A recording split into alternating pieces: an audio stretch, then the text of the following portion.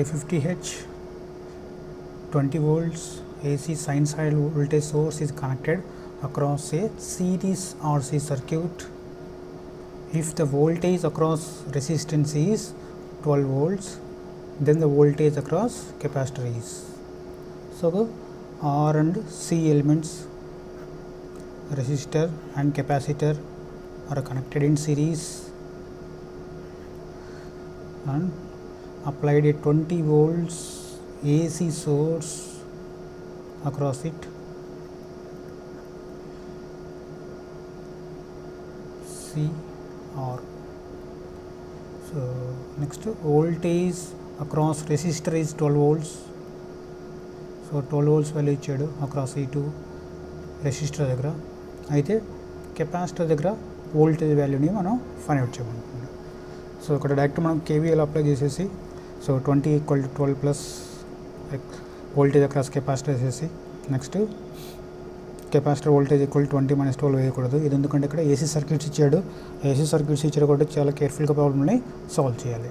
So for example voltage source voltage వచ్చేసి V అనుకుంటున్నాను. So connect అయింది, ఇక్కడ కనెక్ట్ అయినాయి, రెండు సిరీస్లో కనెక్ట్ అయినాయి. Next voltage across resistor plus voltage across capacitor. So 2 elements మనము సిరీస్లో కనెక్ట్ చేసాము. సో కాబట్టి దీనికి ఎఫెక్టివ్ వాల్యూ, ఇది J టర్మ్ ఉంటుంది కాబట్టి VR² VC² రూట్ అవుతుంది. So direct V = VR + VC కాదు, నార్మల్ సర్క్యూట్లో DC సర్క్యూట్లో అవుతుంది.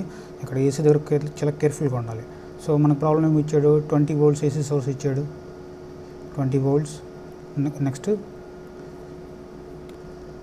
Voltage across resistance value 12 volts. So 12² plus VC². So ఇక్కడ స్క్వేర్ ఉంది, స్క్వేర్ రూట్ ఉంది, ఇటు పక్క వెళ్తే స్క్వేర్ అవుతుంది. సో ఇక్కడ నుంచి మనం VC కనుక్కోవచ్చు. Voltage across capacitance square = 20² - 12². So value solve చేస్తే మనకు 256 వస్తుంది. సో కాబట్టి VC = √256. So √256 value 16 volts. So option B is correct option. So చేసే మిస్టేక్ వచ్చేసి ఏం చేస్తామంటే నార్మల్గా V = VR + VC వేస్తాము. So 20 = 12 + VC. సో VC = 20 - 12 వేస్తే వాల్యూ 8 volts వస్తుంది. సో వాల్యూ ఫస్ట్లోనే ఉంటుంది కానీ ఇలా చేయడం రాంగ్ ఆప్షన్. సో ఇలా చేయకూడదు, కంపల్సరీ V = √VR² + VC² వేసి చేయాలి ప్రాబ్లం. ఏసీ సర్క్యూట్స్ అన్ని సో వెక్టార్ రిప్రజెంటేషన్లో ఉంటాయి కాబట్టి చాలా కేర్ఫుల్గా ప్రాబ్లమ్స్ని సాల్వ్ చేయాలి. Next problem, the power consumed by a coil is 300 watt when it is connected to 30 volts DC and 108 watts when it is connected to 30 volts AC source. Then reactance of coil. So ఒక coil ఉంది. So coil represented by L and XL and R. So first కేసులో DC connect చేశాడు. Next కేసులో so same సర్క్యూట్కి AC connect చేశాడు.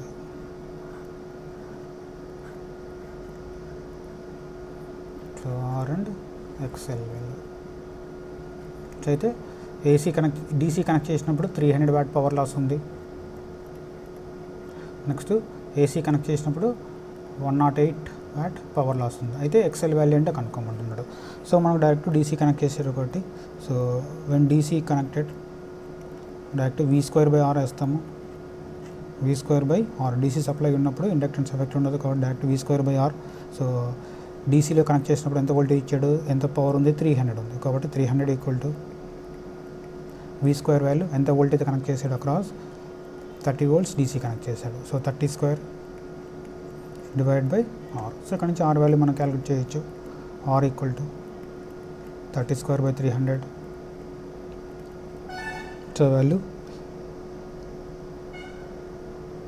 3 ohm వస్తుంది. 30² అంటే 900 వస్తుంది by వేస్తే 3 ohm వస్తుంది. సో R = ఎంత వచ్చిన వాల్యూ 3 ohm వచ్చింది. సో మనం R వాల్యూ కనుక్కున్నాము. R వాల్యూ చూసి ఎంత ఉంది, ఇక్కడ 3 ohm ఉంది. నెక్స్ట్ ఏం కనుక్కోవాలి, XL కనుక్కోవాలి. సో సో దానికోసం ఏం చేశారంటే so same 30 volts AC apply చేశాడు, కానీ కన్జ్యూమ్ చేసే పవర్ మాత్రం ఎలా ఉంది 108 watt పవర్ని కన్జ్యూమ్ చేస్తుంది. సో ఇప్పుడు కూడా అగైన్ సేమ్ ఫామ్లో చేస్తాము, కానీ ఏసీ సర్క్యూట్ కాబట్టి కొద్దిగా కేర్ఫుల్గా డ్రా చేయాలి. సో ఫస్ట్ దీంతో ఫ్లో అయ్యే కరెంట్ని కనుక్కోవాలి. సో దీంతో ఫ్లో అయ్యే కరెంట్, సో దాంతో ఫ్లో అయ్యే కరెంట్ వచ్చేసి ఎలా ఉంటుందంటే I = V/Z ఉంటుంది, I = V/Z ఉంటుంది. సో కాబట్టి ఇక్కడ నుంచి పవర్ ఫార్ములా అప్లై చేస్తున్నాను. When connected to power AC, power = I² × R. So where I = V/Z. So power when connected to AC = V² when connected to AC divided by Z² × R. So AC value already వాడే ఇచ్చాడు ప్రాబ్లంలో. So 108 అన్నాడు. So కాబట్టి వచ్చేసి ఏం చేస్తున్నాను 108 that equal to VAC కూడా ఇచ్చాడు 30 volts. So 30² divide by Z² into R. R value మనం ఫైండ్ అవుట్ చేసాము, R = 3 ohm. సో అక్కడ నుంచి Z వాల్యూ కనుక్కుంటాము. Z² = 30 × 30 × 3 divide by 108. So solve చేస్తే వాల్యూ మీకు 25 వస్తుంది. సో మనకు Z వాల్యూ కావాలి. Z = √25 value 5 ohm. సో మనకు వచ్చింది ఏంటి టోటల్ ఇంపిడెన్స్ వాల్యూ వచ్చింది. నెక్స్ట్ ఇంకా రియాక్టెన్స్ కావాలి. సో రియాక్టెన్స్ని మనము కనుక్కోవాలి. సో రియాక్టెన్స్ వచ్చేసి ఎలా కనుక్కుంటామంటే సో ఆల్రెడీ నోన్ ఫామ్లో మనకు Z² = R² + X². సో ఇక్కడ Z వాల్యూ తెలుసు, R తెలుసు. ఇక్కడ నుంచి ఏం చేయొచ్చు మనం X వాల్యూ కనుక్కోవచ్చు. సో కాబట్టి X = √Z² - R². So 25, Z value 5, 5² 25 - R value 3, 3² value 9. Solve చేస్తే వాల్యూ 16 వస్తుంది. So √16 value 4 ohms. So option B correct option. Next problem. 3 circuit elements or XL, XC are connected in parallel with the supply of frequency is 50 Hz. Then find the input admittance. So admittance value find out చేయాలి ఇక్కడ. So admittance అంటే reciprocal of impedance. Admittance = reciprocal of impedance. So కాబట్టి రెండు నేను collect చేసాడు R, L, C. So 3 elements are connected in parallel. So కాబట్టి admittance Y = 1/R plus 1/JXL plus 1/JXC. So 1/JXC capacitor కాబట్టి sign minus sign వస్తుంది, -JXC. So admittance వచ్చేసి reciprocal కాబట్టి అన్ని రెసిప్రోకల్ వేసాను.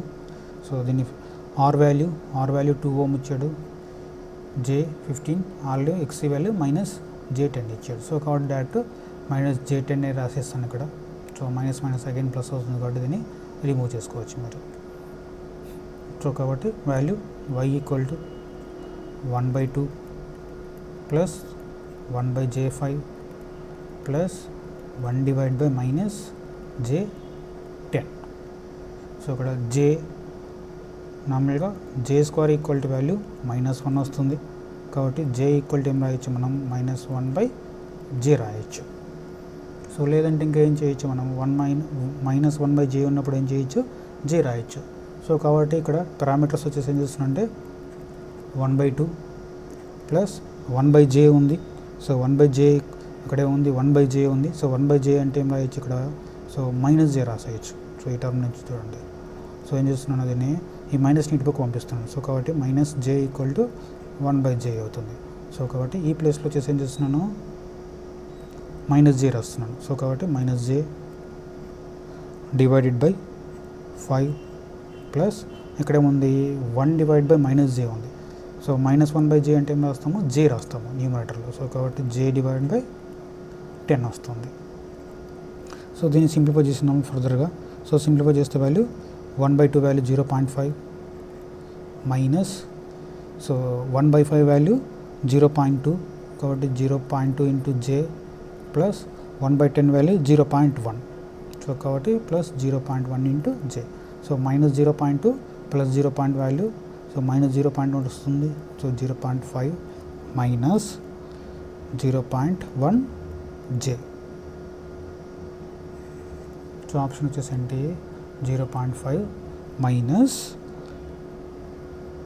0.1 జే మో. సో యూనిట్స్ వచ్చేసి ఏంటి మో ఉంటాయి. సో రిమైనింగ్ నెక్స్ట్ వీడియోలో చూస్తాం.